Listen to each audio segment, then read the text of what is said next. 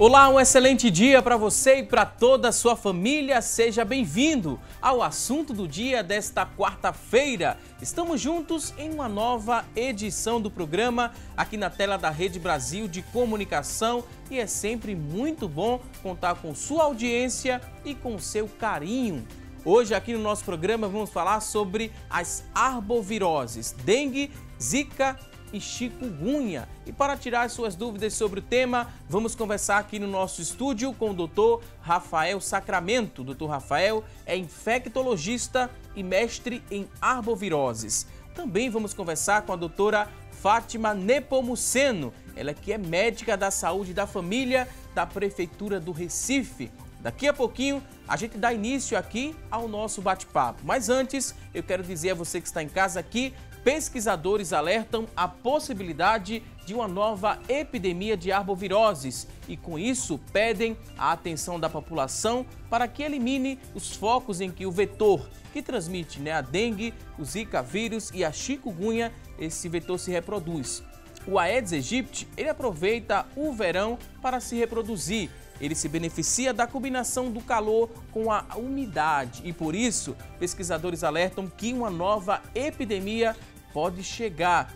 Agora vamos acompanhar uma reportagem especial que traz um panorama da situação dos casos de arboviroses aqui no nosso estado. Preste muita atenção. Confira. As notificações da dengue aumentaram cerca de 23% em Pernambuco. 2018 já registra 5.079 casos confirmados da doença. Também houve um aumento nas notificações da zika, um total de 1.128 casos suspeitos e 49 confirmados. Já os casos suspeitos de chikungunya reduziram 41,2% em relação ao ano passado. Já são mais de 500 confirmações este ano. Quando a gente compara com o mesmo período de 2017, a gente realmente vê um aumento tanto de dengue como de zika, tá? Chikungunya está reduzindo, mas ele está se concentrando na faixa etária menor de 9 anos, que são aquelas faixas etárias pós-epidemia. Então, as pessoas que já tiveram contato com esse sorotipo dengue já têm uma certa imunidade. As crianças que nasceram após esse período, elas são suscetíveis, então já é esperado dengue nessa faixa etária. No caso de dengue, existem 4 sorotipos virais, então precisa, teoricamente, ter 4 dengue, né? Nem sempre são sintomáticas, mas precisa ter contato com os 4 sorotipos, DEN1, DEN2, 3 e o 4. Já chikungunya e zika apenas uma vez. Pelo menos uma morte por arboviroses foi registrada este ano. O caso aconteceu em fevereiro. A dengue ocasionou a morte de uma mulher de 53 anos na cidade do Paulista, no Grande Recife. A Secretaria Estadual de Saúde ainda investiga mais 75 óbitos suspeitos. 48 municípios estão em situação de risco de surto das arboviroses e mais 96 estão em situação de alerta. Geralmente a gente observa um aumento de casos quando a gente tem uma situação de densidade vetorial, ou seja, quantidade de mosquito em determinado município. Então a gente tem muitos municípios na região do Agreste e Sertão que passam por esse problema de intermitência de água. Então a população precisa armazenar água e muitas vezes não armazena adequadamente. Então está cheio de larva, consequentemente muito mosquito e aí ocorre a transmissão. O principal transmissor das arboviroses é o mosquito Aedes aegypti, comumente encontrado em locais com água parada. A gente tem uma temperatura que está elevando, então esse período realmente vai dar mais eclosão de ovos e, consequentemente, mais mosquito. Mais mosquito, maior possibilidade aí de uma transmissão sustentada de dengue. Acumular, às vezes, é necessário. O que a gente precisa é armazenar adequadamente, deixar bem vedado, fechado para o mosquito, né? Porque às vezes a gente fecha, acha que está bem vedado, mas o mosquito pode entrar. Então, deixar com telinha, bem fechadinho, para que o mosquito não use essa água para reproduzir. Pois bem, nada de baixar a guarda na luta contra o Aedes aegypti, então muita atenção, vamos trazer muitas outras informações e dicas aqui no decorrer do programa, mas a partir de agora a gente chama você que está em casa a interagir com a gente. Que tal participar desta edição do Assunto do Dia? Vamos lançar a nossa enquete. Temos uma pergunta a fazer a você que está em casa. Você vai ligar para aqui, para a nossa produção e responder aqui, a pergunta da nossa enquete do dia. Queremos saber de você. Você que está em casa, tem esse hábito de denunciar focos de mosquito Aedes aegypti? Você tem esse hábito, sim ou não? Liga para a gente, 3424-1547. é a nossa linha interativa. A partir de agora, ela está aberta e disponível para você participar aqui com a gente. 3424-1547 e também o 3424-1977. São 2 números para você ligar, responder aqui a nossa pergunta, deixar também a sua dúvida sobre o assunto ou depoimento. Se você tem acesso à internet, também já pode interagir conosco. Acesse a nossa fanpage facebook.com/assunto do dia e na fanpage você pode deixar sua pergunta, deixar seu depoimento. Você não pode deixar de participar aqui do nosso programa. Temos também o WhatsApp disponível, é o 99209-4819, 99209-4819. Você acessa, deixa aí várias perguntas. Daqui a pouquinho, os convidados de hoje terão o maior prazer em responder a sua dúvida. E você sabia que os bairros mais carentes, sem saneamento básico, são os mais vulneráveis para a proliferação do Aedes aegypti e, consequentemente, a transmissão das arboviroses? Aqui no Recife, outro problema é a falta d'água, o que leva ao armazenamento, esse armazenamento ser inadequado. Os reservatórios e baldes com água parada, eles servem como uma maternidade para os mosquitos. Em Pernambuco, a gente reforça, 36 municípios estão em situação de risco de surto das arboviroses. 76 municípios estão em situação de alerta. 48 municípios estão em situação satisfatória e 24 não informaram a situação desses municípios. A gente segue aqui com dicas e orientações. Primeiro quero dar boas-vindas aqui aos nossos convidados. Lembrar você que está em casa, você também precisa fazer a sua parte no combate ao mosquito Aedes aegypti. Sejam bem-vindos aqui ao nosso programa. Primeiro, doutora Fátima Nepomuceno, seja muito bem-vinda aqui ao nosso espaço. Obrigada. Também quero dizer que é um prazer e dizer que o senhor também é muito bem-vindo, doutor Rafael Sacramento. Fique à vontade. Muito obrigado, é um prazer estar aqui. Um bom dia a todos. Para falar de um tema muito importante, porque a gente já abriu esta edição do programa dizendo que existe sim uma possibilidade muito grande de um novo surto das arboviroses aqui no estado de Pernambuco. Isso foram os especialistas e pesquisadores que disseram. Por que dessa possibilidade de um novo surto? São vários fatores que são levados em consideração para se chegar a um alerta como esse, doutor Rafael? Sim, a verdade é que o mosquito da dengue é extremamente adaptado a viver perto de nós.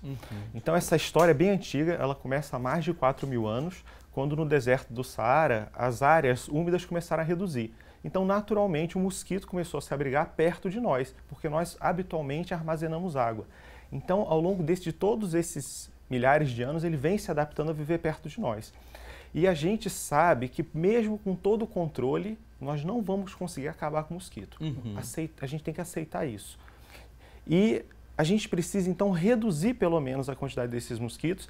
E como eles viajam, eles não viajam muito, mas eles conseguem passar de uma casa para outra. Então, é um trabalho coletivo. A gente precisa realmente, que toda a comunidade, os vizinhos, todo mundo controle a sua casa e ajude os outros a perceber os focos. Um exemplo disso é que muitas vezes você vira as latas, fura pneu, lava o comedor dos animais, mas esquece de tirar a folha da calha. Então ali aquilo impacta no cano e acaba retendo a água da chuva. Então assim, um outro aspecto disso é perceber que quando a gente tem períodos de calmaria, a gente tem fases em que as pessoas vão pegando dengue, passa por um período de calmaria e aí você aumenta o número de pessoas suscetíveis. Então é sempre cíclico. Depois de anos com menos casos, você acaba tendo um incremento, um aumento desses casos no período seguinte, não é, doutora? Um surto muito significativo, doutora, a gente teve aqui no nosso estado em 2015.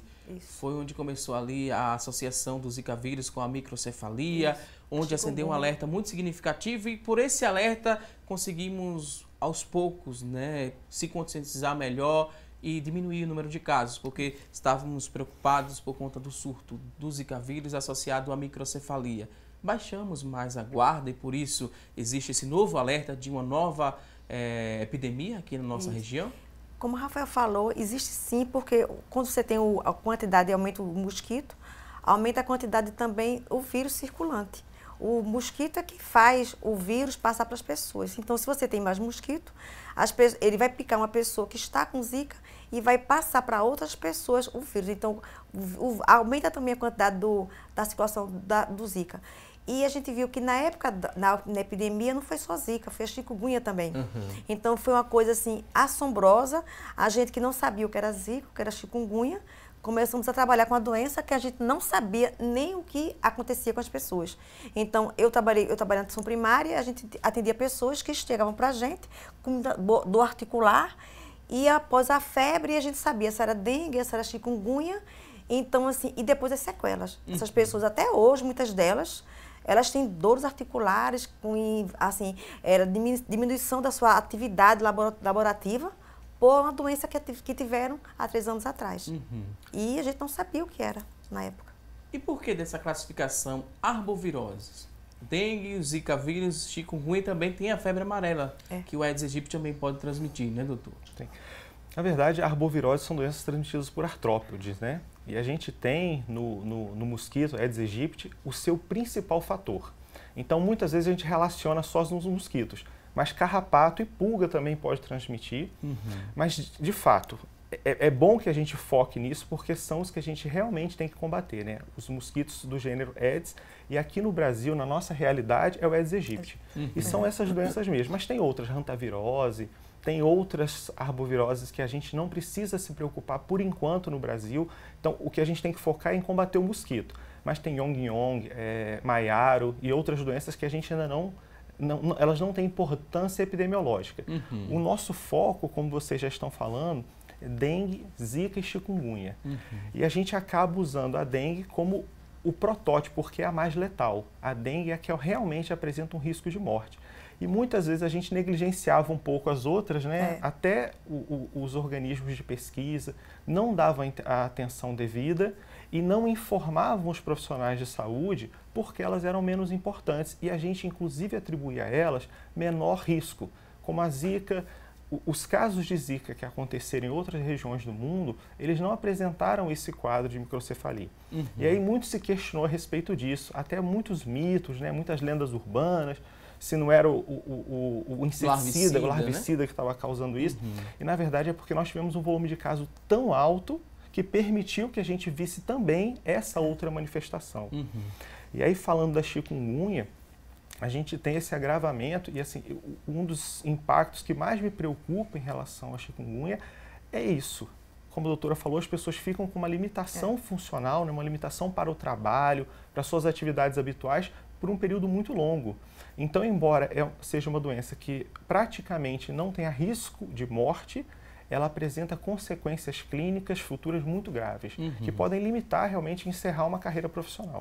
A gente falou, né, que nos bairros mais carentes existe, né, a possibilidade, a probabilidade é maior da proliferação do Aedes aegypti. A gente falou sobre um ponto muito interessante, que é o saneamento básico, né? A falta desse saneamento também potencializa esses casos. E na atenção básica à saúde, vocês veem muitas queixas e muitos casos também por conta disso, doutora? A gente vê porque assim, como existe a falta de água e não há o saneamento, então, são duas coisas muito ruins.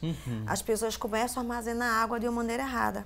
Então são baldes de água, são tonéis e muitos deles ficam sem nenhuma proteção.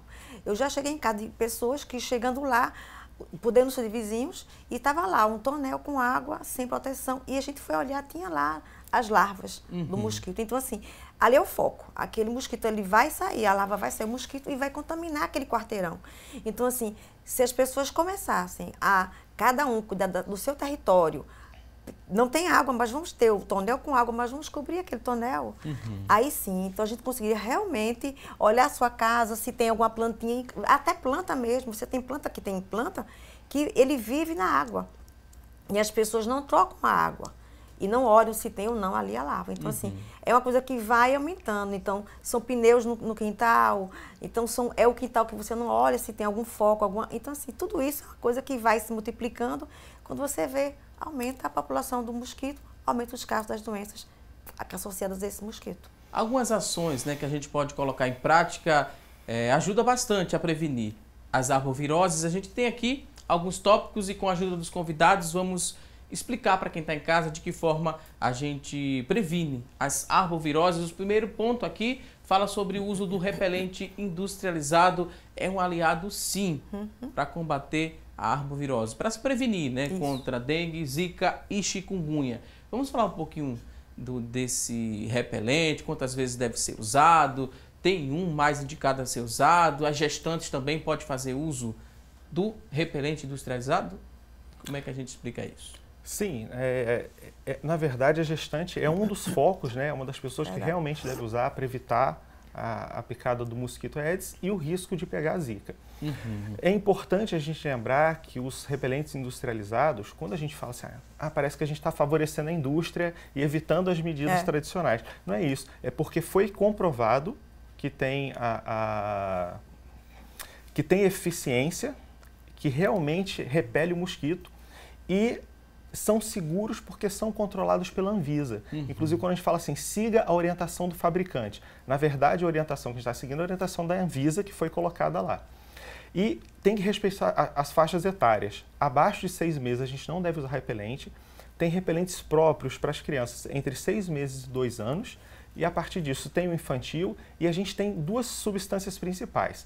A mais recomendada é a icaridina. É a que tem uma permanência e um efeito mais longo. Então, ele reduz o número de aplicações. Mas é importante também lembrar que o ideal é que você cubra o corpo o máximo possível, e aí já entra o segundo item da lista, né, que é preferir roupas longas, e você passa só nas partes expostas. Lembrando que se for spray, você pode aplicar também em áreas se a roupa for muito colada ou muito fininha. Então, você passa também nessa parte, tá? E uma coisa importante a se falar, que eu não quero perder a oportunidade, é que a gente ainda não sabe qual é a importância da transmissão sexual do Zika vírus. A gente sabe que ele permanece no esperma dos homens, mesmo homens que não apresentaram sintomas da doença. Então, mesmo aquelas pessoas que não ficaram doentes, elas podem estar transmitindo o Zika vírus pelo esperma.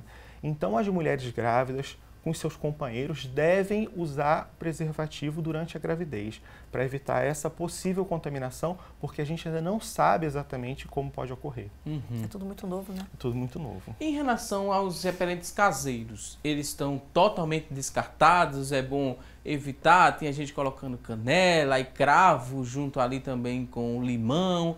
Várias receitas foram apresentadas, né, no momento de surto, todo mundo temendo, né, uma arbovirose. Tomava essas medidas que um vizinho falava, um parente comentava.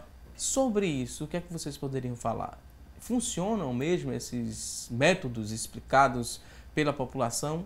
Ou não deve arriscar muito? Eu doutora? acho que realmente acho que não deve ser usado, porque é uma coisa que não é comprovada cientificamente. As pessoas podem até usar e não servir de nada. Inclusive o limão, se você botar o limão, pingar o ácido, pode até queimar um pouco, irritar um pouco a pele. Então eu acho que não seria recomendado de maneira alguma. De fato, não é recomendado. Você e assim, tiveram alguns estudos preliminares para comparar a eficiência, né? E é simples fazer um estudo desse. Você passa o repelente natural e passa o industrializado e coloca as pessoas, superfícies que são atraentes para eles, que simulam a pele humana, né? E eles iam rapidamente. Então, assim, a durabilidade desses repelentes caseiros, mesmo que a substância seja repelente, é muito baixa. Questão de minutos mesmo, não chega de forma nenhuma a 1 hora. Porque o que acontece é o seguinte, o mosquito, ele é muito esperto. E ele reconhece no ar substâncias que saem da nossa pele, ureia, o gás carbônico. Então, portanto, que o mosquitinho que não é o mesmo da dengue, não é o Aedes aegypti, o Culex, aquele faz o zunidinho no ouvido, ele chega perto do ouvido porque ele sente o cheirinho da cera. Então, o que o repelente faz, na verdade, é mascarar o odor da nossa pele para que o mosquito não nos encontre no ambiente. Então ele vê tudo igual, ele não consegue reconhecer, ele não nos reconhece pela imagem, é pelo cheiro. E quando você usa cravo, essas substâncias, elas realmente desmascaram esse cheiro, mas é muito rápido isso. Não serve, não adianta babosa, limão, cravo, canela, não usem essa, citronela também não serve para a pele, então não usem essas medidas. O que pode ser usado? Mosquiteiros, telas também de proteção, são aliados nesse processo de prevenção. Isso. Sim. Uma das coisas que muitas vezes as mães questionam assim, mas o meu filho tem alergia, tem bronquite, tem asma, eu não posso usar repelente em casa, eu não posso usar inseticida, use a tela mosquiteira. É mais seguro. É uma boa opção. E por último, para a gente finalizar essas medidas preventivas, é importante que você elimine, né, os criadouros do mosquito. Aí água parada, pneus, vasos também com plantas. Se tiver água ali embaixo, tem que eliminar porque estamos chegando no verão. Aqui no Recife tem aquele período de chuva e de sol. As estações, né? Elas não são, né, doutora, bem definidas. E tá chovendo, então as pessoas já baixam a guarda, aí cai uma chuvinha, como acontece agora, então, aí tem um jarro lá, um pneu, algum objeto que você não está usando, que retém água, aí você esquece. O mosquito vai lá e vai e deposita as larvas e é um criadouro. Para todo aquele, aí você não é só para aquela casa. Lembrar que é o criadouro para aquele quarteirão. Ele sai voando e pegando as pessoas. E o médico dá atenção primária, né, doutora? Além de falar sobre a própria doença, né, o Zika, o chikungunya ou a própria dengue, além disso, vocês também falam dessas medidas preventivas. Isso. Nós temos em Recife o programa de saúde ambiental, que atua junto com é nosso aliado. Então, ele vai nos domicílios a fazer olhar realmente o território das pessoas e eles encontram realmente ainda muitos focos de mosquito. Por mais que se fale, a gente não encontra os focos e eles levam medicação para combater os focos, mas o mais importante é educar a população. Se a gente educa a população que isso é uma coisa boa para ele e para os vizinhos, então é uma coisa assim que vai surgir a longo prazo. Então a gente não pode ser só pontual, usar um remédio, então tem que ser uma coisa educativa. Cada cidadão tem que exercer sua cidadania, cuidar da sua casa para cuidar dos vizinhos da comunidade como um todo. Agora vamos a um rápido intervalo, daqui a pouquinho tem mais assunto do dia. Até já!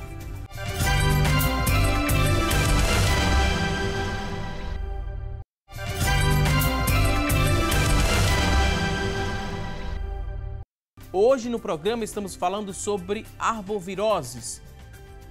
E a partir deste momento vamos saber o que é notícia na internet sobre o tema. E quem traz essas informações para a gente é a Tânia Silva. Olá, Tânia! Oi, Valdson, para você um ótimo dia e para vocês que nos acompanham, o destaque de hoje é da Folha de Pernambuco. Pernambuco registra aumento de 22,8% dos casos suspeitos de dengue. Esse aumento aqui no estado refere-se a dados coletados entre 31 de dezembro de 2017 e 3 de novembro deste ano, em comparação com o mesmo período do ano passado. A Secretaria Estadual de Saúde realizou 19.748 notificações de casos de dengue e dessas, 4.946 foram confirmadas e 8.080 descartadas. Houve também aumento no número de notificações para o Zika vírus. Neste mesmo período, entre 31 de dezembro de 2017 e 3 de novembro deste ano, houve o registro de 1.075 casos. No mesmo período do ano passado, foram registrados 753 casos, o que representa um aumento de 41,1%. Agora a gente volta ao estúdio, é com você, Valdson. Ok, Tânia Silva, muito obrigado pelas informações.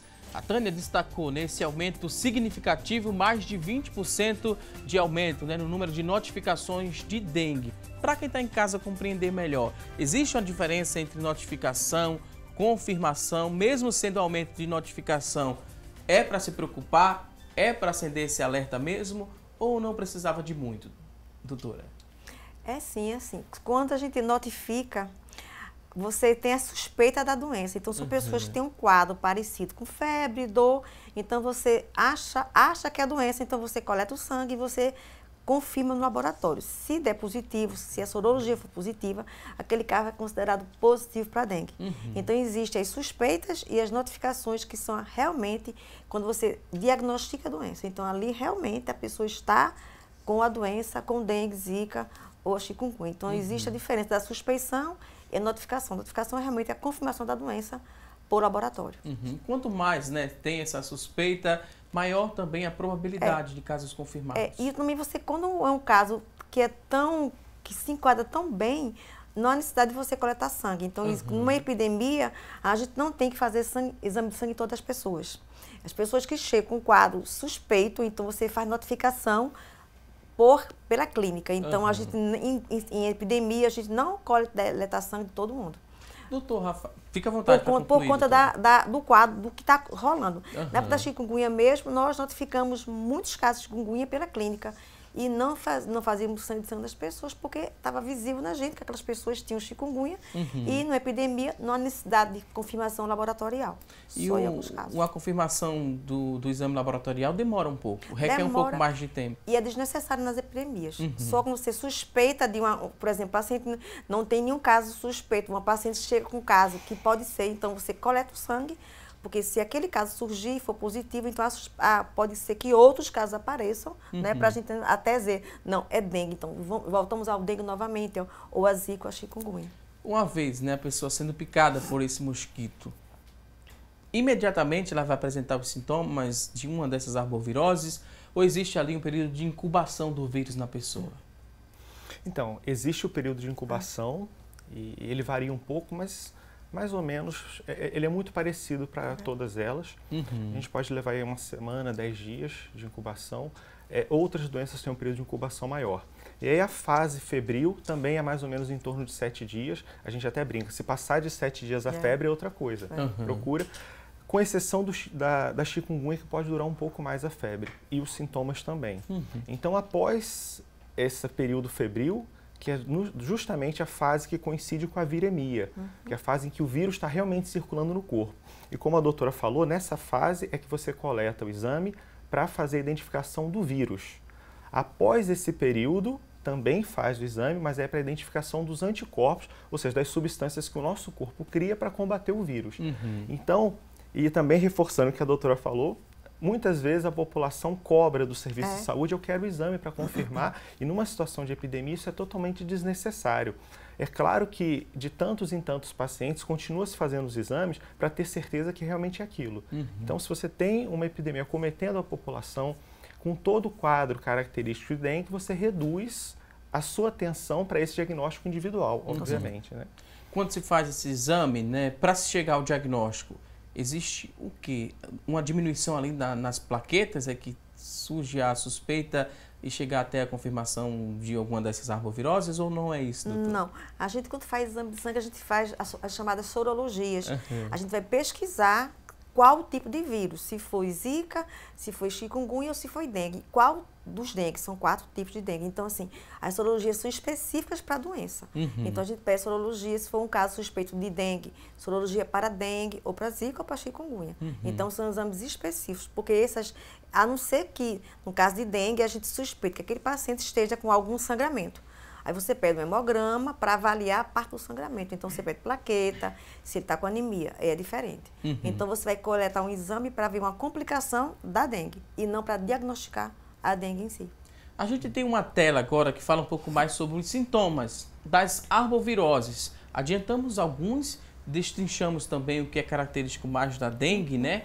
Temos aqui a febre, que é comum, as 3 arboviroses. Independente de qual seja, você vai apresentar febre. Até 10 dias nos 3 casos, doutor, de dengue, zika e chikungunya? Olha, varia um pouco, mas a gente pode, para a população em geral, falar 7 a 10 dias. Porque não adianta a gente ficar especificando muito, porque na prática, cada pessoa, cada indivíduo reage de uma forma, né?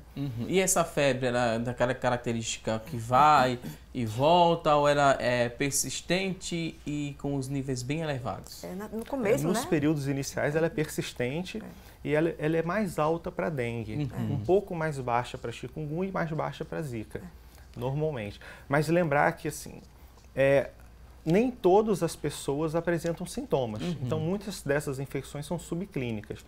Mas 96% das pessoas que têm algum sintoma têm febre no meio. Outro sintoma característico das arboviroses, a dor de cabeça. Também é persistente, é característico parecido com a dor de cabeça de enxaqueca, de estresse. Como é que é a dor característica para quem está com dengue, zika ou chikungunya? Ela varia um pouco. Tipicamente, a cefaleia, né, a dor de cabeça da dengue, ela é retroorbitária. Então, você sente uma dor de cabeça atrás dos olhos. É bem típico.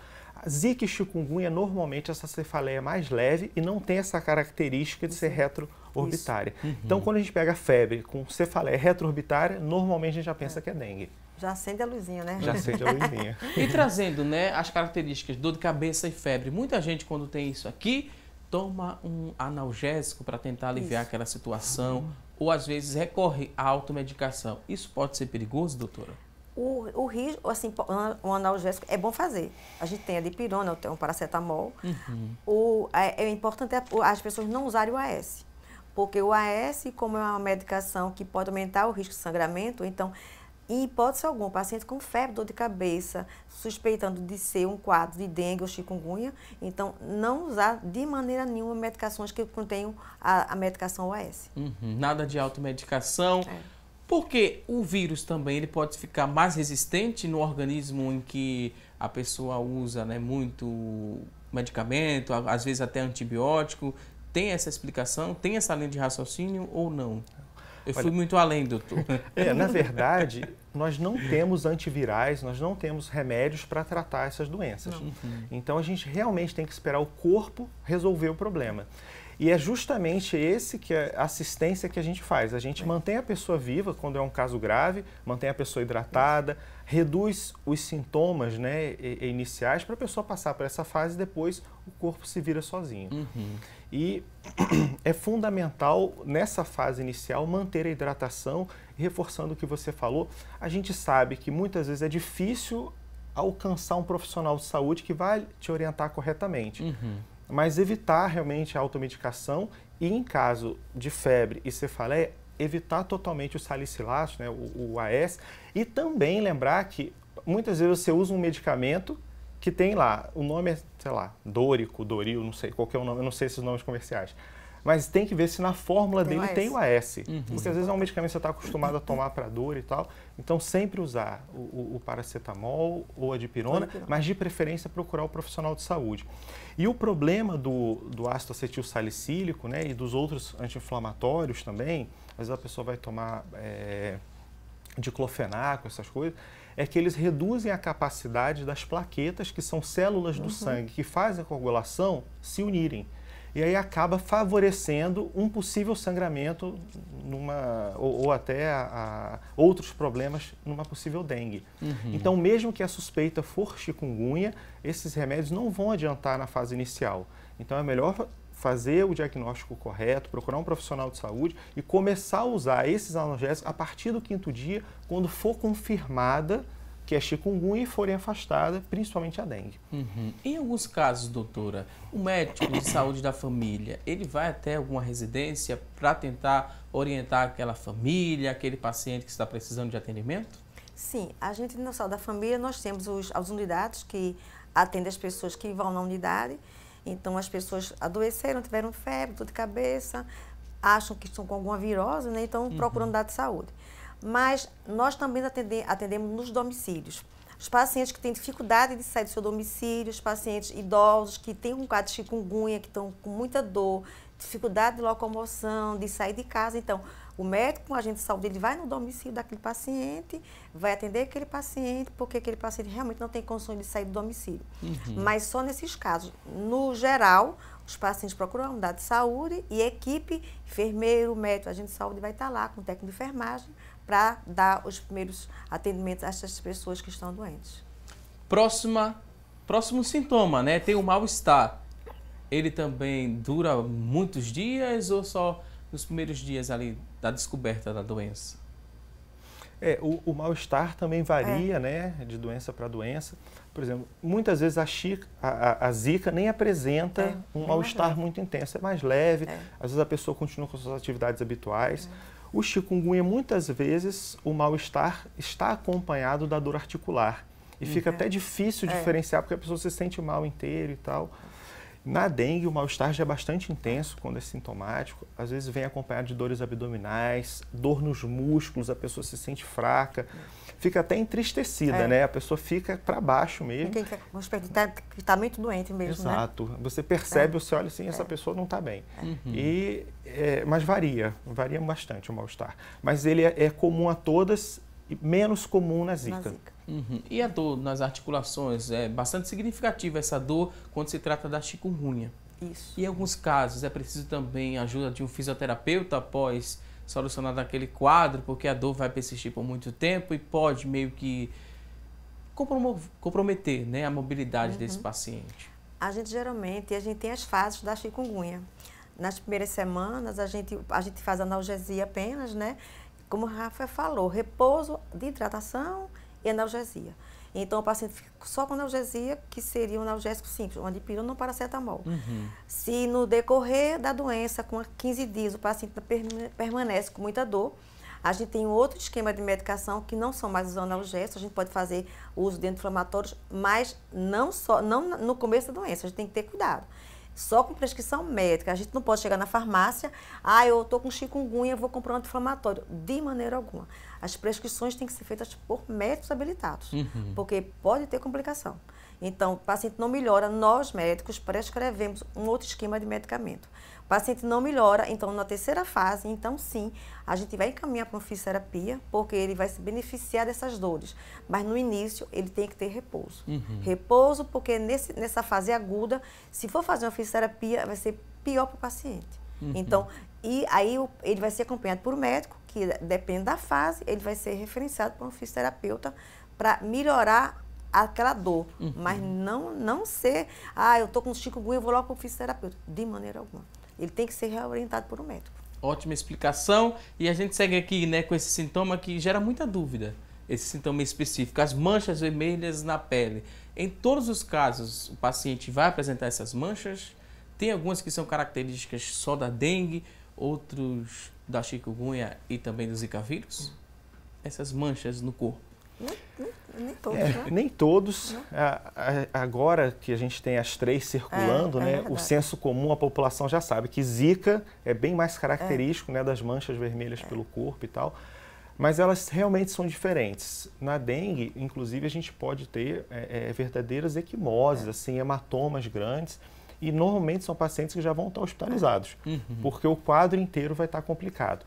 Mas caracteristicamente, assim, aqui vai apresentar mais manchas vermelhas pela pele, mostra também muitas vezes uma conjuntivite, essa parte branca do olho fica toda vermelha, com coceira no corpo e tal, é a Zika, é a mais característica. Mas todas podem dar mancha no corpo e muitas vezes as manchas no corpo na dengue são um sinal de gravidade, que a gente inclusive leva em consideração para classificar esse paciente.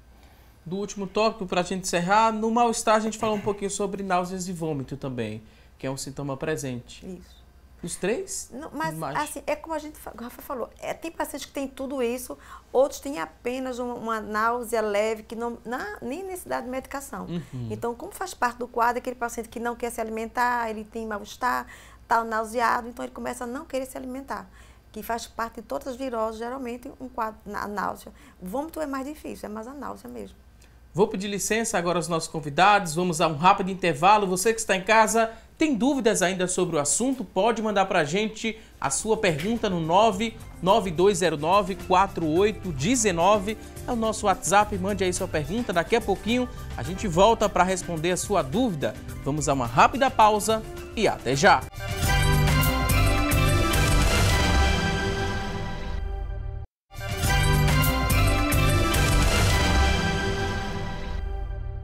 Já estamos de volta com mais assunto do dia aqui na tela da Rede Brasil de Comunicação.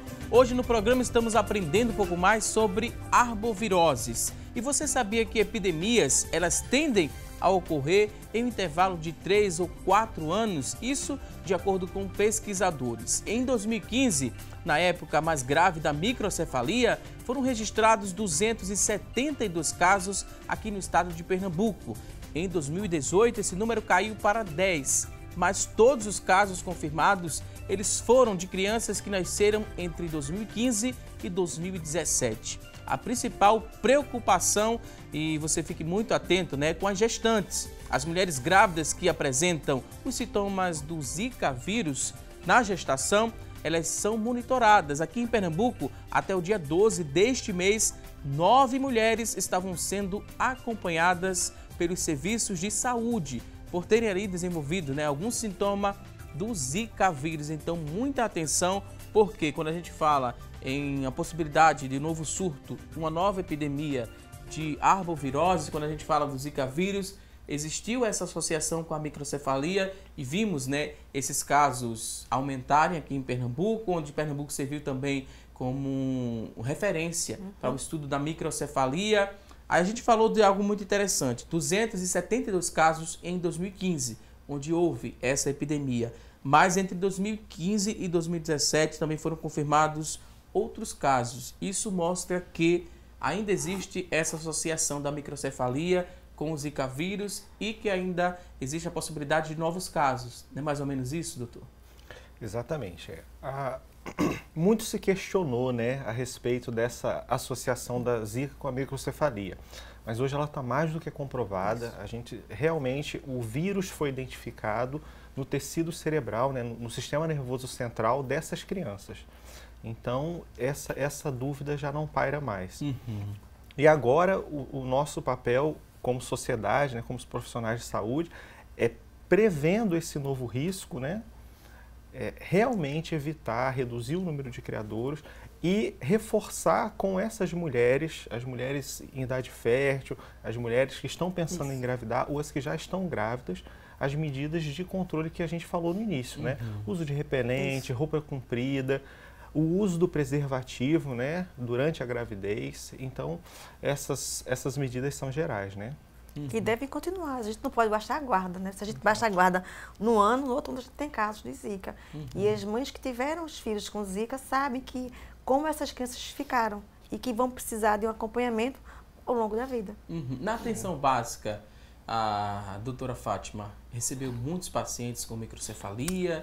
É um momento também de descoberta, né? Muita coisa vai se descobrindo. A atenção básica é a porta de entrada das pessoas. Então, assim, então é nela onde as crianças são diagnosticadas, porque elas nascem na maternidade, dão diagnóstico, que às vezes não dão, mas na puericultura, que é acompanhamento das crianças, até o ano de idade, 2 anos, então no dia a dia, a gente teve, onde eu trabalho, um caso de uma microcefalia, que foi diagnosticada pela unidade de saúde e referenciada para o hospital, e realmente foi Zika, foi confirmado. E não só esse caso, então a gente teve no Recife todo vários casos diagnosticados após a saída da maternidade. Então, assim, foi a atenção primária que diagnosticou. E no momento da epidemia, isso foi, as coisas foram acontecendo, ninguém sabia o que era, e chegou-se à conclusão que realmente era o Zika. Então, até hoje, essas crianças são acompanhadas por oftalmologista, por neurologistas, fazem fisioterapia, fonoterapia, terapia ocupacional, porque é uma coisa de reabilitação contínua. Elas têm realmente déficits graves, neurológicos, oftálmicos também, e tem que ser acompanhada por uma equipe muito profissional. Então, isso gera uma atenção maior para essas crianças, que são crianças que deveriam ter a vida normal, estarem em escola e não estão todas em acompanhamento, e assim é uma coisa muito grave em termos de saúde pública para o estado de Pernambuco, para o Brasil todo, né? E para a família também. Em alguns casos, ainda na ultrassom, era possível ter ideia de que a criança, né, ter noção se a criança ia nascer com microcefalia ou não. Outras, os pais só descobriam após o nascimento, através do perímetro, né, encefálico dessa criança. E várias outras coisas foram sendo descobertas. De 2015 para cá. Aconteceu muitos diagnósticos já no ultrassom, outras quando a criança nascia, então, como ela tem aquela coisa limítrofe, né, então ela tem uma cabeça que podia ser pequena, mas que com o desenvolvimento a cabeça não crescia, o perímetro encefálico continuou pequeno e foi diagnosticado microcefalia, então aconteceu as duas coisas, tanto diagnóstico intraútero, naquelas crianças mais graves, mas aquelas que não tinham uma microcefalia tão evidente, o diagnóstico foi depois que nasceu. Então, a gente começou a acompanhar o perímetro cefálico e viu que realmente elas não cresciam, então foi diagnosticado, então foi encaminhado e foi constatado que era um caso de Zika com microcefalia. No período de surto, né, 2015, 2016, eu lembro bastante e algumas coisas marcaram muito, né? Como repórter, na época eu era repórter aqui da emissora, e a gente acompanhava alguns desses casos, a gente acompanhou alguns casos também, alguns pais fazendo, né, essa ultrassom. E algo muito interessante, porque antes os pais chegavam na ansiedade em saber o sexo da criança, quando se faziam o ultrassom. Mas mudou, né? Em 2015, 2016, os pais chegavam e a primeira pergunta que fazia esse médico não era se era menino ou menina, era se tinha ou não a microcefalia. Isso foi algo muito impactante. Acho que muitas coisas também impactaram vocês enquanto profissionais, porque além de médicos, profissionais da saúde, vocês são seres humanos. Verdade. E a gente vê que a mãe cigarra para a gente assim, será que eu vou ter zika? Né? Será que eu vou ter zika? Qualquer febre que elas tinham, elas perguntavam, será que é zika? Porque era uma coisa que assustava todas as mulheres, a família toda ficava assustada, né? Com a possibilidade de ter um filho com brigocefalia. Vamos falar agora sobre complicações das arboviroses. Temos aqui também outra tela para descrever para você que está em casa, complicações da dengue, do zika vírus e também da chikungunya. Começando pela dengue. Quais complicações a gente poderia destacar para quem está em casa? A dengue hemorrágica é uma complicação da dengue inicial ou não? Já é outro tipo de dengue? Como é que a gente poderia descrever as complicações da dengue? Então, como foi falado no vídeo que vocês mostraram antes, é bom a gente repetir para quem está chegando agora, né? Começou a assistir agora. A gente tem 4 sorotipos para dengue, né? Isso. Então, a pessoa pode ter qualquer um dos 4 na primeira vez e nas subsequentes ela não vai ter mais aquele primeiro. Então ela pode, se ela teve um, na segunda vez ela pode ter o 2, o 3 ou 4 e assim sucessivamente, né? Muitas vezes, inclusive, muitos se questionam assim, mas a dengue hemorrágica é uma complicação da dengue para quem já teve dengue. Sim, é verdade, mas muitas vezes a primeira dengue ninguém percebeu. Foi subclínica, às vezes a pessoa teve uma febre leve, achou que era um resfriado, não deu importância, não fez o exame também, porque não procurou ajuda, e aí na segunda vez já vem ela mais forte. Porque o que acontece? Quando o nosso corpo entra em contato com o vírus da dengue, a gente desenvolve uma série de anticorpos que servem para nos proteger daquela doença. E aí quando a gente pega um segundo sorotipo, né, essa defesa, esse nosso sistema de defesa, ele está muito alerta. E essa defesa acaba sendo exacerbada, acaba sendo exagerada e acaba prejudicando a gente. Então, muitas vezes, a gente faz lesões nos nossos vasos, a gente acaba ficando edemaciado. A gente fala muito da dengue hemorrágica, mas o que mata, de fato, é quando você perde os líquidos que deveriam estar no sangue para o corpo. E aí você pode morrer desidratado, estando cheio de edema, cheio de água, mas está fora do sangue. E é por isso que é fundamental que se faça o hemograma precocemente para que o profissional de saúde consiga acompanhar o desenrolar desses exames. Então, se ele perceber que o sangue está concentrando, consequentemente ele percebe que o sangue está perdendo água, a gente fala terceiro espaço, né, para o resto do corpo que está fora das veias. E aí é fundamental manter uma hidratação, manter um suporte ventilatório. Essa pessoa não vai ter um remédio para dengue, mas ele precisa ficar numa unidade de terapia intensiva, porque muitas vezes não é a dengue hemorrágica que mata, não precisa ter aquela hemorragia para morrer. E foi por isso que a classificação da complicação da dengue mudou recentemente, porque a gente perdia alguns casos, porque a gente ficava de olho na dengue hemorrágica, e algumas pessoas que estavam desenvolvendo quadros graves a gente não percebia a tempo. Então a gente tem que lembrar dos extremos de idade, né? As crianças muito pequenininhas, os idosos e as pessoas que têm outros problemas de saúde principalmente. Então pessoas com diabetes, com hipertensão, mesmo as controladas, precisam de uma atenção maior para evitar essas complicações. Agora, complicações do Zika vírus, como é que a gente poderia destrinchar essas complicações? A do Zika vírus é a mais importante, que a gente falou já, que é a microcefalia, que é a mais séria que tem, que a gente conhece, que tem associação confirmada. Então assim, nesse caso a gente não tem como fechar, não tem como evitar. As mulheres têm que fazer a prevenção, as gestantes, como a gente falou antes, usar roupas, mangas compridas, usar o repelente e assim que tiverem algum suspeito, um quadro febril, uma dor articular, uma moleza, imediatamente procurar um serviço de saúde para fechar o diagnóstico, fazer sorologia e saber se é ou não, se foi ou não Zika. Porque às vezes ela faz a fase subclínica e você tem só um desconforto, né? Não chega nem a ter febre. Mas tem que pensar nisso, no caso na Zika, para evitar uma complicação quando a criança nascer com microcefalia. É bom a gente destacar também, né, que a microcefalia ela não surgiu após essa associação do Zika vírus. Já existiam casos de microcefalia, mas sem relação com o Zika vírus. Mas as microcefalias que existiam eram uma proporção muito pequena. Lá na Polinésia? Não existia microcefalia por outras etiologias, não Zika. Mas o Zika mostrou que o vírus pode dar a microcefalia mesmo, então a associação é evidente Então, se a mulher tem um quadro viral, eu tive uma moleza no corpo, uma dor articular, febre baixa e está gestante, procura o serviço de saúde. Porque ela pode ter tido Zika e não saber. Então, essa paciente tem que ter, uma gestante de alto risco para ter tido Zika e microcefalia no seu bebê. Então, assim, tem um alerta para a gestante. Qualquer desconforto, qualquer febrezinha, dor na articulação, procure um serviço de saúde para ver se foi Zika. Agora, complicações da febre chikungunya. Vale a pena também relatar, né, que quando a gente fala das complicações das arboviroses, a gente sempre tem a preocupação pelo risco de morte. E o risco de morte realmente está mais relacionado à dengue. Então, Zika e chikungunya menos. Geralmente. Como a doutora Fátima falou, a questão da microcefalia que trouxe um impacto muito grande, um impacto social, econômico, de todas as suas esferas para o Zika vírus. E para o chikungunya, também raramente tem algum êxito letal, raramente tem morte ou complicações graves, mas a maior complicação é depois da fase clínica mais específica, que é a fase crônica.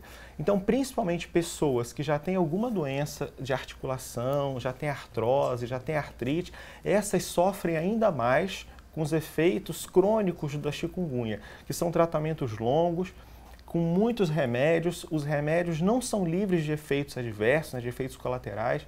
Então, assim, é um enfrentamento muito desagradável. E aí a gente reforça a ideia da prevenção, né? E uma das coisas que foi falado no quadro anterior e que a gente acabou não comentando é a questão das roupas coloridas. De vez em quando alguém pergunta, mas que história é essa da roupa colorida? É porque os mosquitos, né, o Aedes aegypti, ele se alimenta do sangue, a fêmea precisa do sangue para maturar os ovos, mas também do néctar das flores, também do açúcar das frutas. Então, quando a gente usa roupa colorida, realmente atrai. Roupa preta e roupa colorida atrai esses insetos. E voltando para a complicação da chikungunya, a gente percebe, né, como as pessoas mais pobres são sempre as que sofrem mais. Uma vez um paciente falou para mim assim, o bom é ser rico, porque rico cai para cima, né? Quando a pessoa tem chikungunya e fica com a limitação funcional, e ela é um trabalhador braçal, é um trabalhador que precisa do corpo, ele vai ficar realmente limitado. Muitas vezes não tinha carteira assinada, ou perde o emprego nesse período, não conhece os seus direitos, faxineiras, as trabalhadoras domésticas, né? Todo trabalhador que usa o corpo sofre muito, e mais ainda, né, por essa questão da vulnerabilidade social. Então, realmente, a prevenção é a melhor forma de evitar as complicações. Ok, tem muita gente interagindo, querendo participar também aqui no nosso bate-papo. Tem várias perguntas através do nosso WhatsApp. Vou passar aqui a pergunta do Guilherme. Guilherme mora em Piedade e pergunta o seguinte: qual a evidência científica que os convidados poderiam destacar para a gente, né, que a microcefalia seja causada pelo Zika? Porque em outros países existe o Zika vírus, mas não existe a microcefalia. Como é que a gente poderia responder aqui a pergunta do Guilherme, que mora em Piedade? Olha, Guilherme, não tenha dúvida, porque existe um centro de pesquisa aqui em Pernambuco, que é a Fiocruz, inclusive recebeu prêmios internacionais por esse estudo da microcefalia, e foi comprovada a relação da alteração que a presença do vírus faz no sistema nervoso central. Então, além do vírus por si só atacar as células nervosas e ele causar uma série de reações inflamatórias e fibrose, então um tecido, que é o cérebro, que está se desenvolvendo, ele bloqueia esse desenvolvimento e ele fica como se fossem cicatrizes que não tem nem a elasticidade, nem a capacidade de desenvolvimento. Então, além disso, existe a nossa resposta, né? O corpo lutando contra o vírus nesses ambientes. E tudo isso é demonstrado laboratorialmente. Então, quando a gente faz a análise dessas peças anatômicas, você percebe o tipo de lesão tecidual e a confirmação de que foi o vírus. Então, muito se fala disso, existe uma desconfiança, né? Muitas vezes as lendas urbanas, eu fico impressionado que às vezes a gente confia mais no vizinho do que numa pesquisa de um órgão governamental tão renomado como a Fiocruz. Então, não tenham dúvida disso. Foi e é o Zika que causa microcefalia nessa intensidade. E se nós não percebemos isso em outros contextos, é porque o volume de casos para nós foi muito maior. Se a gente for comparar o número de pessoas que tiveram microcefalia, né, o número de bebês com microcefalia, com o número de casos espalhados na comunidade, você vê que tem muitos casos e só um tiquinho de microcefalia. Mas como o impacto social da microcefalia é enorme, a gente presta atenção nisso e a gente precisa combater. Mas não resta dúvida da relação entre o Zika vírus e a microcefalia. Ótima explicação. Temos aqui outra pergunta. A pessoa pediu para não ser identificada, mas fala o seguinte: onde eu moro, no Jiquiá, houve uma invasão em 2014. Centenas de casas foram construídas e não fizeram saneamento. E é muito sério e ninguém faz nada. Esgoto a céu aberto, mau cheiro muito intenso nesse mau cheiro. O que é que pode ser feito? Ele diz que joga cloro, mas acha o mínimo, né, fazer isso, jogar cloro para tentar amenizar e evitar a proliferação do Aedes aegypti. É insuportável a situação.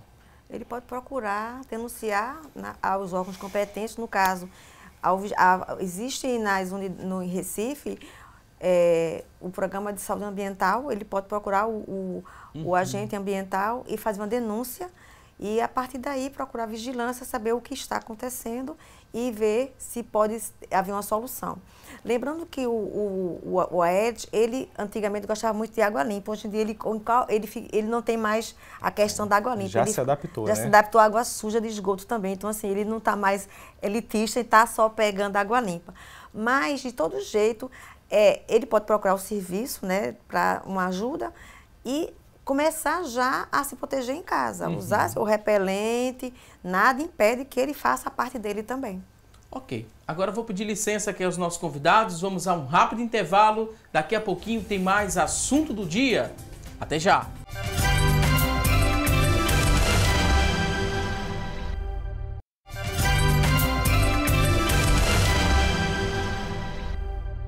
Já estamos de volta com mais assunto do dia e a partir de agora vamos conferir as vagas de emprego disponíveis para hoje.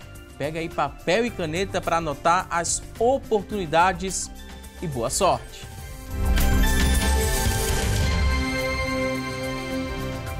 A você que está em casa em busca de uma recolocação no mercado de trabalho, preste atenção aqui às vagas que vamos conferir a partir deste momento. 13 vagas para garçom.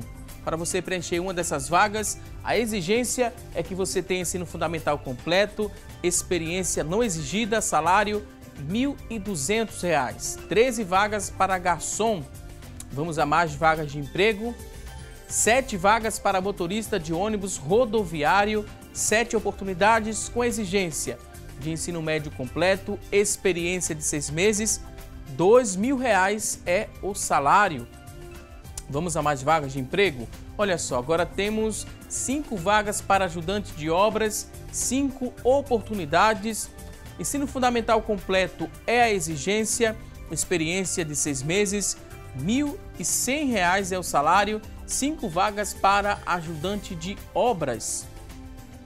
E você que está em casa, se interessou por uma dessas oportunidades? Elas são do Sistema Público de Emprego, Trabalho e Renda. Ele fica localizado na Avenida Rio Branco, no número 155. Avenida Rio Branco, número 155. O telefone para contato é o 3355-2900, 3355-2900. A você que está em casa em busca dessa recolocação no mercado de trabalho, mais uma vez te desejo boa sorte. Vamos falar mais sobre arboviroses. Temos várias participações através do telefone, através também do WhatsApp. Maria do Carmo ligou para a gente, ela mora na Vila da Torre e perguntou o seguinte. Ela disse que já teve chikungunya e foi muito forte. Caso tenha, né, uma nova epidemia, eu posso ter chikungunya novamente? Não, chikungunya como a Zika, a pessoa só tem uma vez. A dengue você pode ter até 4 vezes, porque são 4 tipos de sorotipos do vírus. E, como ela falou, ela teve a chikungunya e geralmente são pacientes que ficam como sequela, né, dores articulares. Tem pessoas que passam anos, tem estudos dizendo que pessoas que nunca mais vão ficar boas, sempre tem um tipo de dor articular. Então, aquelas pessoas que já têm artrose, que já têm alguma lesão articular, são mais propensas a ter as complicações crônicas da chikungunya, infelizmente, né? Agora a próxima pergunta é do Jair Galvão, ele que mora no Jordão Alto. Ele fala o seguinte: apenas os repelentes podem resolver as arboviroses? Será que só os repelentes podem resolver as arboviroses? Jair, na verdade, a gente tem que pensar que os repelentes são paliativos, né? a gente tem que resolver isso em casa, na comunidade. Então, como foi dito no início do programa, a gente tem que reduzir os criadouros. Então, prestar atenção na caixa do ar-condicionado, prestar atenção no coletor de água da geladeira. Se você armazena água em algum container, balde, você não adianta só usar aquela água e renovar. Você tem que lavar o container, esfregar a parede, porque é ali que a fêmea coloca os ovos. Então, se você só troca a água, não adianta, porque os ovos acabam eclodindo ali. 1 hora de exposição de água, os ovos já se tornam viáveis e já nasce a larva ali e rapidinho vira um mosquito. Então, assim, realmente, a prevenção é você reduzir os criadores em casa. Usando repelente, você faz uma proteção individual. Mas lembra que acaba sendo muito mais caro, gasta mais tempo, você fica tendo que recolocar o repelente. Não adianta proteger só você, tem que proteger seu filho, sua esposa, sua mãe. Então, assim, é muito melhor, você protege mais as pessoas se você orienta a comunidade, se você se torna um promotor de saúde, você que assistiu esse programa, você comenta com as pessoas como você deve fazer, lavar os criadouros, trocar a água dos animais, essas coisas. E usar o repelente é uma medida de proteção individual, só um paliativo, mas não pense que essa é a medida principal. Não, com certeza não. Ok, próxima pergunta é da Priscila, que mora no bairro dos Torrões. Ela disse que teve chikungunya há 3 anos. Os pés ainda incham, as dores nas articulações são fortes e às vezes os objetos ficam até difíceis dela segurar. Não sei o que posso fazer porque essa sensação, né, é constante de falta de força. E ela descreve assim, uma falta de força nos ossos. Mas a gente lembra que é nas articulações, né? Às vezes as pessoas confundem, porque osso dói? Acho que não dói, não. É o que dói mais a articulação, né? Como faz parte do osso, né? Você está entre você tem a ligação, mas geralmente a dor é na articulação. Aí ela pergunta o que ela pode fazer, né? Para minimizar essa sensação de dor. Há 3 anos ela vem sofrendo, os pés ainda incham por conta da chikungunya. Ela está na fase da cronificação da chikungunya. No caso, para ela, na orientação que eu daria, ela procurar um reumatologista. Geralmente o reumatologista é o médico especialista nesse tipo de problema, ele já é uma doença crônica. E às vezes só analgésicos e anti-inflamatórios não é bom ela estar usando. Ela pode usar até como assim, eu estou com dor, agora vou usar um analgésico. Mas não pode usar de uso contínuo anti-inflamatório, porque é uma medicação perigosa que pode dar uma lesão renal grave. Então, assim, analgesia e procurar um reumatologista. Porque existem medicações que não são as prescritas por um clínico, nem um médico de família, mas que melhoram bastante essa fase que ela está. Ela também pode fazer uma fisioterapia, que ajudaria bastante essa dor articular. Não pode ela ficar com dor, porque a pessoa viver com dor não é bom para ela. Dá mau humor, depressão, então assim, ela tem que realmente procurar um médico que tem solução para o problema dela. Mas não pode ficar só esperando um dia melhorar. Então, realmente, procura um reumatologista para procurar um tratamento adequado para a sua doença, que é a chikungunya cronificada por um quadro articular. Essa explicação também responde, né, a pergunta aqui da outra telespectadora que não se identificou, mas que tem 3 anos já que teve a chikungunya, sente muitas dores, mal-estar e fala aqui sobre medicação que deve tomar. Medicação só na consulta, né, doutora? Porque assim, é analgésico para tirar a dor, aquela dor que ela está. Mas ela tem que fazer um tratamento para tentar melhorar o quadro articular dela provocado pela chikungunya. Lembrar que pacientes que têm dor muito tempo, eles podem desenvolver um quadro depressivo, um quadro de ansiedade, e isso contribui com ele e com a família. Então, ter dor não é bom para ninguém. E se você tem um especialista, no caso o reumatologista, que possa lhe ajudar, procure, porque você vai ter melhor qualidade de vida. Porque a dor interfere na sua qualidade de vida também. Então, interfere no relacionamento pessoal, familiar. Então, seria bom elas procurarem realmente um especialista para melhorar até né, a vida delas também, como todo, não é só a dor. Outra participação, a pessoa não se identificou, mas fala que o sobrinho dela apresentou febre, manchas pelo corpo, foi diagnosticado como roséola. Outra médica disse que era dengue e medicou com Fernegan, dizendo que era alergia, estamos sem saber o que é que eu devo fazer? Seria procurar o terceiro médico para tentar meio que o diagnóstico. Ela manda aqui a fotografia da lesão na pele, mas a gente não pode abrir a fotografia, né, para mostrar para vocês. A verdade é que as doenças infecciosas, a gente até brinca, elas são meio monótonas, né? Elas têm comportamentos muito semelhantes, porque muitas vezes o sintoma que uma doença dá é a maneira como o nosso corpo responde a ela. Então, é bem comum, a gente tem, principalmente nessa fase infantil, né? Tem várias doenças que até a gente brincava antigamente, falava que eram as doenças comuns da infância. A maioria delas são preveníveis por vacina, então a gente já não tem que pensar que doenças são comuns, a gente deveria prevenir e não ter doenças comuns, mas algumas são, tipo, alguns vírus chamados Coxsackie, então a roséola mesmo é um exemplo. E para o profissional fica difícil diagnosticar inicialmente, assim, só com a clínica. E muitas vezes é aquela frustração que os pais, os familiares têm quando levam a criança no profissional de saúde, ele fala, é só uma virose. Parece que essa frase acaba com qualquer relacionamento. Tudo é virose. Tudo é virose. Mas o que poderia ter sido feito era a coleta de material, né, sangue. Então, se fosse nos primeiros 5 dias, né, na primeira semana, para pesquisa de material do vírus, então pode ser o PCR, pode ser o NS1, tem vários exames para isso, e a partir desse período ELISA, inclusive para essas outras doenças. Muito provavelmente a profissional que achou que era roséola, ela viu características típicas e não achou necessário investigar dengue. E a segunda, ao contrário, já achou que era dengue, mas como provavelmente já estava numa fase mais tardia, a criança estava bem, não precisava de uma abordagem mais intensiva de tratamento, abriu mão também de fazer o exame. Eu acho que eu teria solicitado exame de sangue para confirmar e até por uma questão de vigilância epidemiológica, para informar, né, os serviços de saúde de vigilância que eu tive mais um caso. A pergunta agora é da Elza Cavalcante, ela que mora em Pau Amarelo, e ela pergunta o seguinte, né? Ela meio que reforça aqui a pergunta que foi feita pelo Guilherme, que mora em Piedade.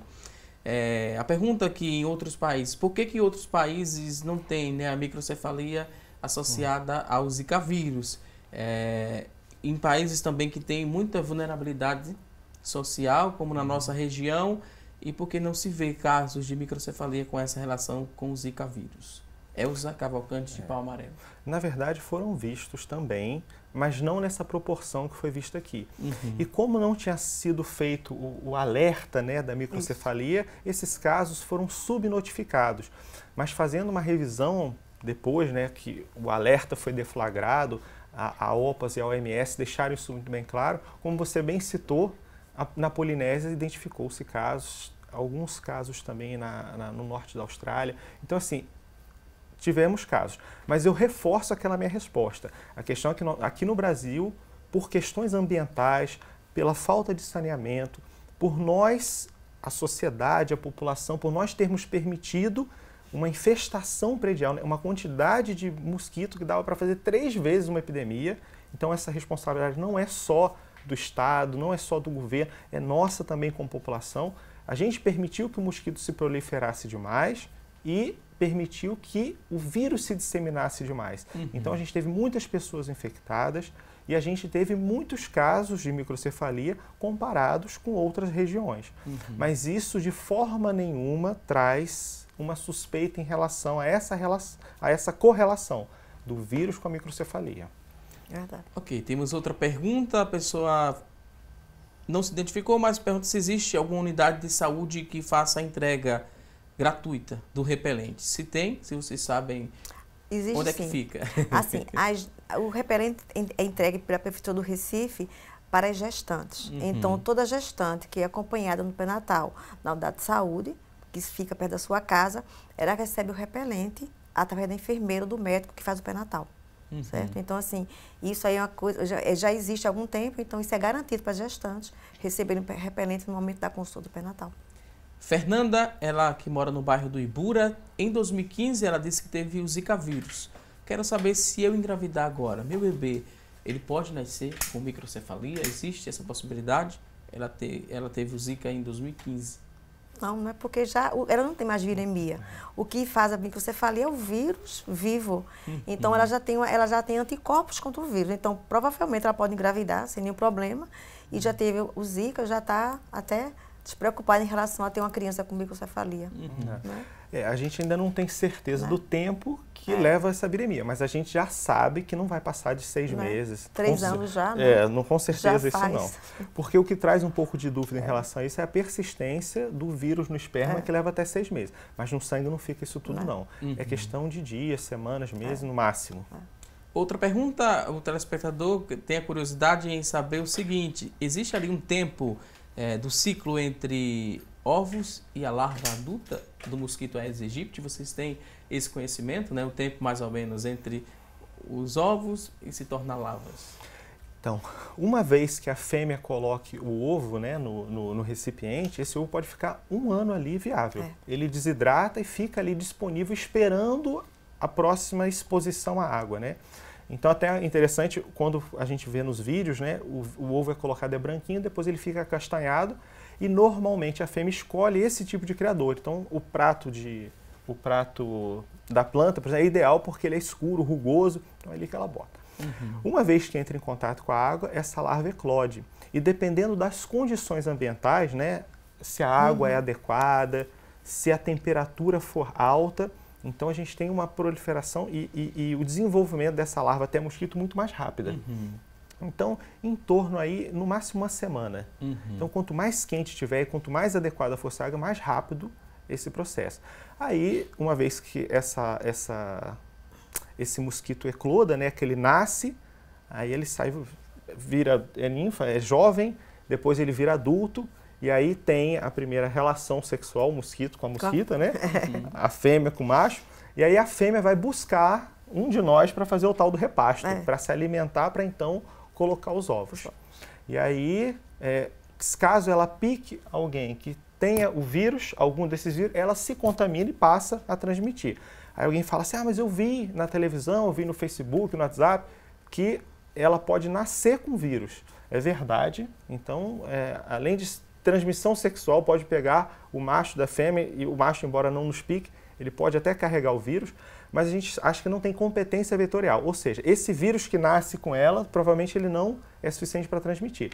Mas quando a gente pica alguém, quando a mosquita, né, a fêmea pica alguém, ela se contamina com o vírus e aí algum tempo depois, porque o vírus precisa passar por um ciclo dentro dela, ele já é capaz de contaminar a população.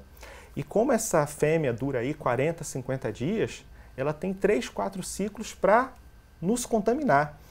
E uma coisa importante, como ela é muito arisca, ela pica a gente, se a gente faz qualquer movimento, ela já voa, pica outra pessoa. Se a gente estivesse aqui na sala, picava todo mundo, às vezes uma fêmea para fazer um repasto. Isso aumenta a competência vetorial, aumenta a capacidade dela de transmitir esse vírus para várias pessoas. Então basta uma mosquita para contaminar a família inteira. Por isso que a gente tem uma casa, às vezes um doente, todos tiveram a mesma doença, porque a mosquitinha foi e picou a família toda. Uma última pergunta para a gente responder, o tempo já está se esgotando, mas a Ivanésia, ela disse que uns 6 meses antes de engravidar, ela teve chikungunya. No dia em que a filha nasceu de parto normal, ela ficou quase 2 meses sem conseguir andar. Não, ela, a mãe, né, ficou 2 meses sem conseguir andar, fez um raio-x e não deu nada. Segundo o médico, ela teve uma distensão muscular. Será que essas dores foram por conta da chikungunya? Essa distensão muscular? Provavelmente, porque assim, geralmente depois de 6 meses a gente entra naquela fase da chikungunya crônica, que são as dores crônicas provocadas pela chikungunya.